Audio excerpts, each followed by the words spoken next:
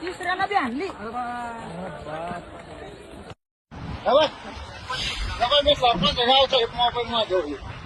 सरपंच ते इथले ते गावचे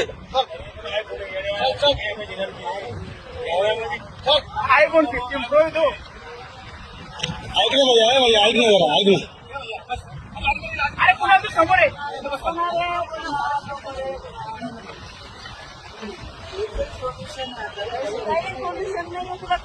ऐकलं ऐकलं आमचं ऐकलं रे बाबा.